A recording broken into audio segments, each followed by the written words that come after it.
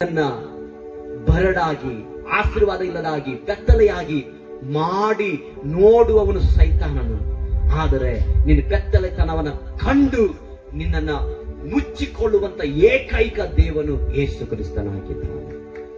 ದೇವರ ಮಗುವೇ, ಇವತ್ತು ನಿಮ್ಮನ್ನ ದೇವರು ಕರೀತಾ ಇದ್ದಾನೆ.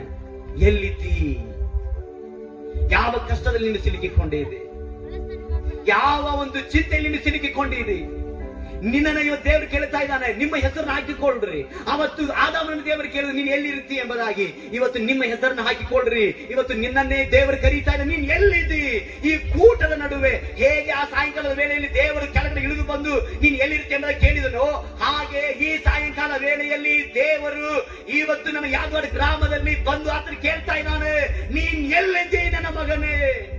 ನೀನ್ ಎಲ್ಲಿದ್ದಿ ನನ್ನ ಮಗಳೇ? ನನ್ನನ್ನ ಯಾವತ್ತು ನೀನು ಪ್ರಾರ್ಥಿಸ್ತಾ ಇದೆಯಲ್ಲವೇ? ಪ್ರಾರ್ಥನೆ ಮಾಡ್ತಾ ಇದೆಯಲ್ಲವೇ? ಇವತ್ತು ನೀನ್ ಎಲ್ಲಿದ್ದಿ? ಇವತ್ತು ಕಷ್ಟ ಎಂಬುದಾಗಿ ದೂರದಲ್ಲಿ ನಿಂತಿದ್ದೇವೋ? ಹಿಂಸೆ ಎಂಬುದಾಗಿ ದೂರದಲ್ಲಿದ್ದೇವೋ? ಚಿಂತೆ ಎಂಬುದಾಗಿ ದೂರದಲ್ಲಿದ್ದೇವೋ? ಅಯ್ಯೋ, ನಾನು ಎಷ್ಟು ಪ್ರಾರ್ಥನೆ ಮಾಡಿದಾಗ ನನಗೆ ಯಾವುದು ಕೂಡ ಒಂದು ಉತ್ತರ ಸಿಕ್ಕಲಿಲ್ಲ ಎಂಬುದಾಗಿ ಸೋತು ಬಿದ್ದು ಹೋಗಿದ್ದೀರೋ? ದೇವರೇ ಇಲ್ಲ ಎಂಬುದಾಗಿ ಹೇಳಿ ಇವತ್ತು ನಿನ್ನನ್ನು ನೀನೇ ಯಾಮಾರಿಸಿಕೊಂಡಿದೆಯೋ? ನನ್ನ ಪ್ರೀತಿಯ ದೇವರ ಮಗುವೆ, ಈ ಸಾಯಂಕಾಲ ವೇಳೆ ದೇವರು ನಿನ್ನ ಸಂಗಡ ಮಾತಾಡ್ತಾ ಇದ್ದಾನೆ. ಆವತ್ತು ಆದಾಮನ ಬೆತ್ತಲೆಯನ್ನು ಮುಚ್ಚಿದಂತ ದೇವರು ಇವತ್ತು ನನಗೆ ಸತ್ಯವಾಗಲು ಹೇಳುತ್ತೇನೆ, ನನ್ನ ಬೆತ್ತಲೆಯನ್ನು ಕೂಡ ಮುಚ್ಚುವುದಕ್ಕೆ ದೇವರು ನಂಬಿಗಸ್ತನಾಗಿದ್ದಾನೆ.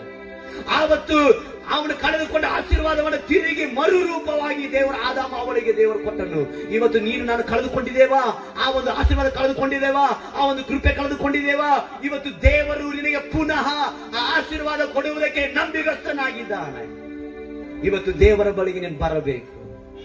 ಇವತ್ತು ನೀನು ತಿರುಗಿ ನಿನ್ನ ಉಪವಾಸದಲ್ಲಿ ನಿನ್ನ ಮೊಣಕಾಲು ಊರಬೇಕು. ಇವತ್ತು ನೀನು ತಿರುಗಿ ದೇವರ ಪಾದದ ಬಳಿ ನಿನ್ನ ಕಣ್ಣೀರು ಬಿಡಬೇಕು. ಇವತ್ತು ನೀನು ತಿರುಗಿ ನಿನ್ನ ಮನೆಯನ್ನ ದೇವರ ಕೈ ಕೊಡಬೇಕು. ನಿನ್ನ ಮಕ್ಕಳನ್ನ ದೇವರಿಗೆ ಕೊಡಬೇಕು. ನಿನ್ನ ತಂದೆ ತಾಯಿ ಕುಟುಂಬ ಮಕ್ಕಳು ಎಲ್ಲರನ್ನ ನಾನ್ ಮಾತ್ರ ಒಂದು ಸತ್ಯವನ್ನು ನಿನಗೆ ಹೇಳುತ್ತೇನೆ, ಈ ಭೂಮಿಯ ಮೇಲೆ ಆಕಾಶದ ಕೆಳಗಡೆ ಯೇಸು ನಿನ್ನ ನಾಮದಿಂದ ಅಲ್ಲದೆ ಬೇರೆ ಯಾವ ನಾಮದಲ್ಲಿ ರಕ್ಷಣೆ ಇಲ್ಲ.